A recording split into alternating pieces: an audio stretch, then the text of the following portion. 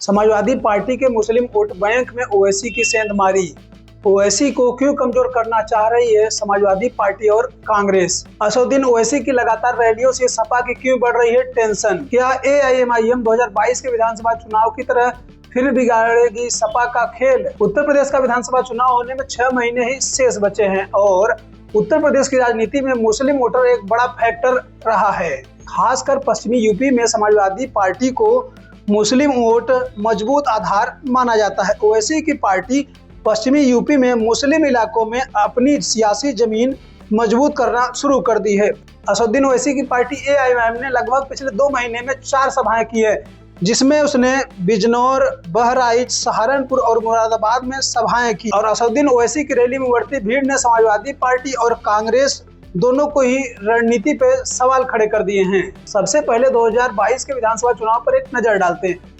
उत्तर प्रदेश में कुल 403 विधानसभा सीटें और असदुद्दीन ओवैसी की पार्टी एआईएमआईएम उत्तर प्रदेश में 97 सीटों पर चुनाव लड़ी थी, जिसमें असदुद्दीन ओवैसी को पार्टी को 0.49% ही वोट मिले थे।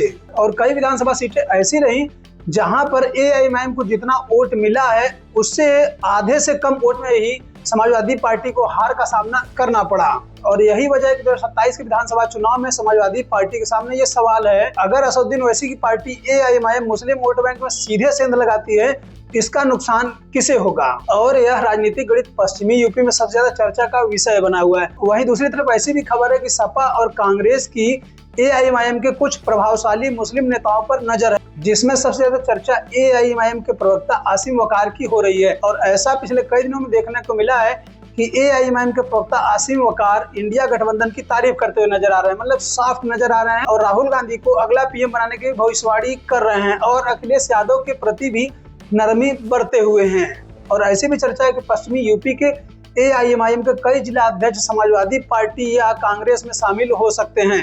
उन नेताओं का कहना है कि जब खुद असदुद्दीन ओवैसी साहब ने समाजवादी पार्टी से गठबंधन का ऑफर दिया है, जिसमें उन्होंने मुसलमानों की बात को लेकर कहा है कि जब भी मुसलमानों के खिलाफ, जैसे आजम खान के खिलाफ कुछ बड़े मुद्दे होते हैं, मुसलमानों के खिलाफ कुछ बड़े मुद्दे होते हैं, तब समाजवादी पार्टी के राष्ट्रीय अध्यक्ष अखिलेश यादव चुप क्यों रहते हैं? लेकिन असदुद्दीन ओवैसी भी पीछे हटने के मूड में नहीं दिख रहे हैं।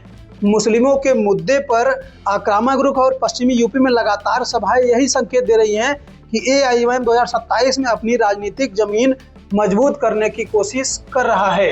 अब सबसे बड़ा सवाल कि असदुद्दीन ओवैसी वोट काटने की राजनीति करेंगे या 2027 के विधानसभा चुनाव में असदुद्दीन ओवैसी उत्तर प्रदेश में बड़ा राजनीतिक कद दिखाएंगे? अगर असदुद्दीन ओवैसी की पार्टी एआईएमआईएम पश्चिमी यूपी के मुस्लिम इलाकों में कुछ हजार वोट पा लेती है, तो क्या 2022 की तरह 2027 में भी सियासी समीकरण बदल सकता है?